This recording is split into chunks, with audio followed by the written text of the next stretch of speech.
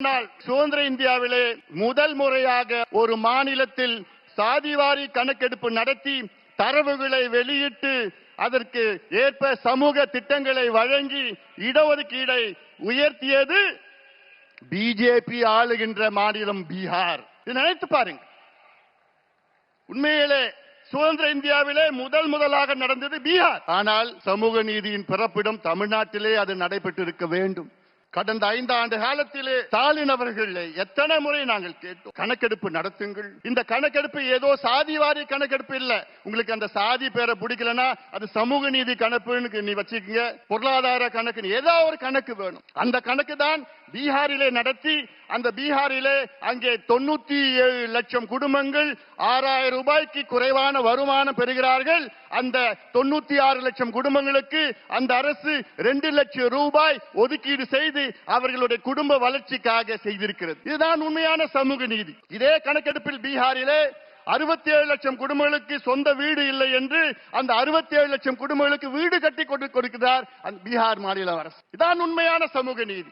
ஆனால் நான் கணக்கெடுக்க மாட்டேன், எந்த பிரச்சனையும் எனக்கு தெரிஞ்சு விருப்பம் இல்லை அப்படின்னு சொல்லுகின்ற ஒரு முதலமைச்சரை பார்த்திருக்கீங்களா? அதை விட மோசம், சட்டமன்றத்திற்குள் பொய் சொல்லுகின்ற ஒரு முதலமைச்சரை பார்த்திருக்கீங்களா?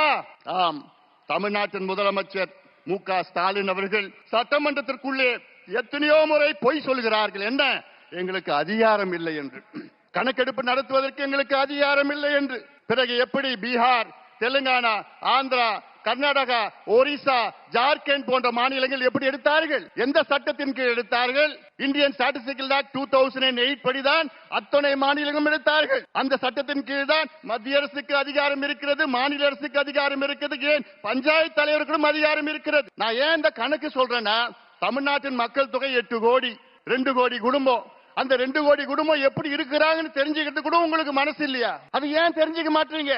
அது 2 கோடி குடும்பம் கணக்கெடுத்து அந்த குடும்பத்தில் எத்தனை பேர் இருக்கிறாங்க, என்ன சமூகம், எந்த மதத்தை சார்ந்தவர்கள், ஆண்கள் பெண்கள் எத்தனை பேர் படிச்சிருக்கிறாங்க, எத்தனை பேர் வேலையில இருக்காங்க, அரசு வேலையா தனியார் வேலையா, அந்த வீட்டுல எத்தனை பாத்ரூம் இருக்கு, பாத்ரூம்ல பைப்ல தண்ணி வருதா, அல்ல சோலார் இருக்கா, அல்லது கிணறுல போர் இருக்கா, கிணறு இருக்கா, சைக்கிள் இருக்குதா, இல்ல பைக் இருக்குதா, இதெல்லாம் கணக்கெடுப்பு நடத்தி எத்தனையோ சமூக திட்ட நல்ல திட்டங்கள் கொடுக்கலாம், இடஒதுக்கீடை உயர்த்தலாம், உள்ஒதுக்கீடை கொடுக்கலாம். அதே வேளையிலே தமிழ்நாட்டில், இந்தியாவிலே தமிழ்நாட்டில் மட்டும்தான் 69 விழுக்காடு இடஒதுக்கீடு நமக்கு கிடைத்திருக்கிறது.